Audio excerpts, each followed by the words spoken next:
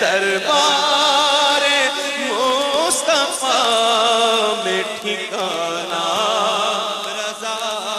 کا ہے۔ الفاظ بہہ رہے ہیں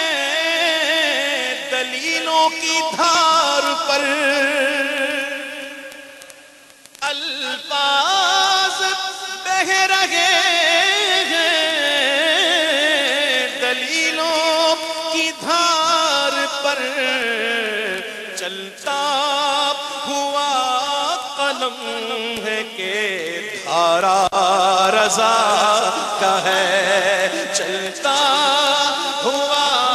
قلم ہے کہ دھارا رضا ہے۔ چھوتا ہے آسمان کو مینار عزم کا، چھوتا ہے آسمان کو مینار عزم کا، یعنی اٹل پہاڑ ارادہ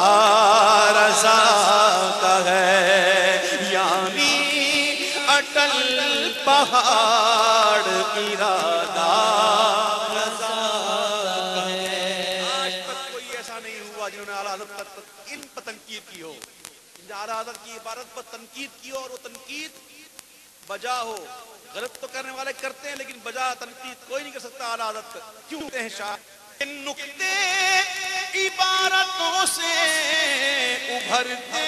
ہیں خود بخود، نکتے عبارتوں سے ابھرتے ہیں خود بخود، نقد و نظر پہ ایسا اجارہ رضا کا ہے، نقد و نظر پہ ایسا اجارہ رضا کا ہے، اجارہ رضا کا ہے۔ ابھی آپ نے اعلیٰ حضرت کی شاعری سنی نا، نعت خانہ نعتیں پڑھی نا، آئیے یہ شعر سن لیجئے کہ دریا فصاحتوں کے رواں شاعری میں ہے، دریا فصاحتوں کے رواں شاعری میں گئے، یہ سہیل ممتنع کے لہجہ رضا کا ہے، یہ سہیل ممتنع کے لہجہ رضا کا ہے۔ جو لکھ دیا گیا اس نے سند ہے وہ دین میں، جو لکھ دیا گیا اس نے سند ہے وہ دین میں، اہل قلم کی آبرو نکتہ رضا کا ہے، اہل قلم کی آبرو نکتہ رضا کا ہے، نکتہ رضا کا ہے۔ اگلوں نے بھی لکھا ہے بہت علمی، اگلے تو آگے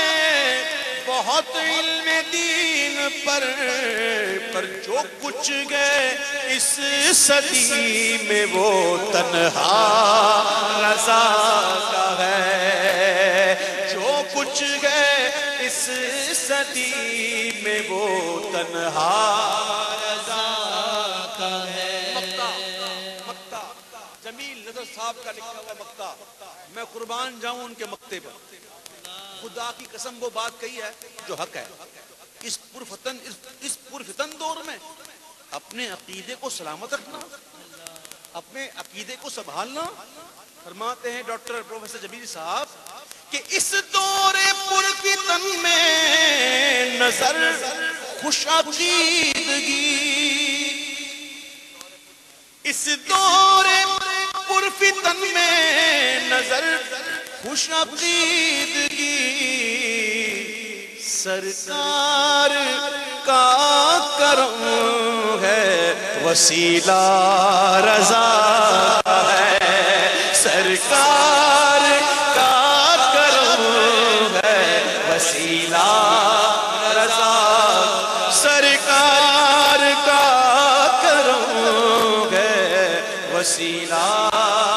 رضا کا ہے،